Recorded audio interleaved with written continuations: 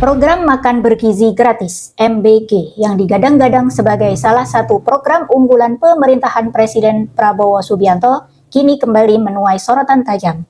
Alih-alih menyehatkan, dalam 48 jam terakhir justru tercatat ribuan siswa di berbagai daerah mengalami keracunan massal.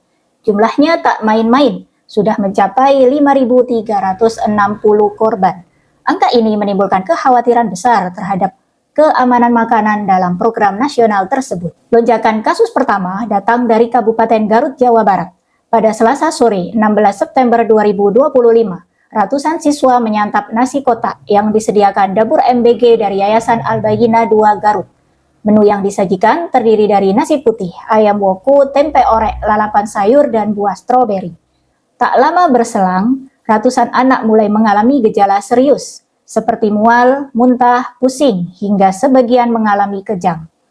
Hingga kini, Dinas Kesehatan Garut mencatat 569 siswa menjadi korban, dengan 19 diantaranya harus mendapat perawatan intensif di rumah sakit.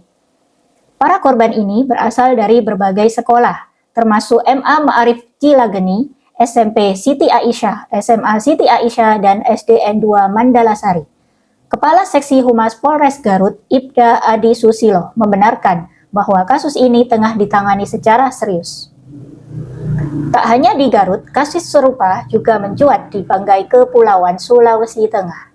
Sebanyak 277 siswa dari berbagai sekolah, mulai dari SDN Tom Pudau, SMP Tinangkung, hingga SMA dan SMK Tinangkung, dilaporkan mengalami gejala keracunan. Dugaan awal mengarah pada menu ikan cakalang yang disajikan dalam program MBG yang disebut sudah tidak layak konsumsi. Gejalanya serupa, mual, pusing, muntah, hingga beberapa siswa harus mendapatkan perawatan di rumah sakit.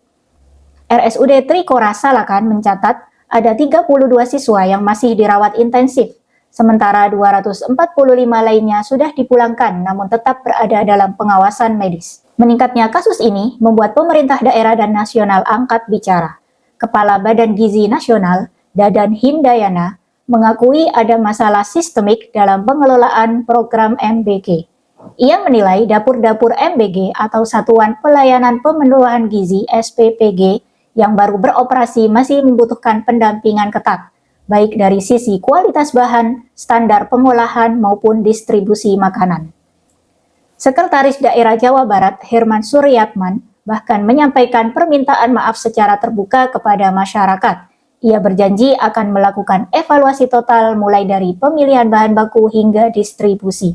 Sementara itu, Bupati Garut, Abdul Syakur Amin, menegaskan kasus ini harus menjadi pelajaran penting agar tidak terulang kembali di masa depan. Kepolisian juga tak tinggal diam. Kapolres Garut, AKBP Yugi Bayu Hendarto, memastikan pihaknya sudah melakukan penyelidikan menyeluruh. Seluruh saksi dipanggil untuk dimintai keterangan, dan sampel makanan juga telah dikirim ke laboratorium untuk diteliti lebih lanjut. Dari pusat pemerintahan, Menteri Sekretaris Negara sekaligus juru bicara Istana, Prasetyo Hadi, menyampaikan permintaan maaf mewakili pemerintah dan Badan Gizi Nasional. Ia menegaskan bahwa kejadian keracunan ini sama sekali tidak pernah diharapkan dan bukanlah kesengajaan. Lebih jauh, ia menekankan bahwa seluruh kasus ini akan menjadi bahan evaluasi pemerintah. Dapur MBG atau SPPG yang terbukti lalai atau tidak mematuhi SOP akan diberikan sanksi tegas. Namun, ia memastikan sanksi tersebut tidak akan mengganggu jalannya program secara keseluruhan, karena MBG dianggap sebagai program penting untuk anak-anak Indonesia. Kasus ini sekali lagi menunjukkan bahwa program sebesar makan bergizi gratis membutuhkan pengawasan yang jauh lebih ketat. Alih-alih memberikan nutrisi, jangan sampai makanan yang dibagikan justru membahayakan masa depan generasi penerus bangsa. Ribuan siswa sudah menjadi korban. Pertanyaannya, apakah pemerintah mampu menjamin keamanan program ini di masa depan? Atau justru kasus serupa akan terus berulang?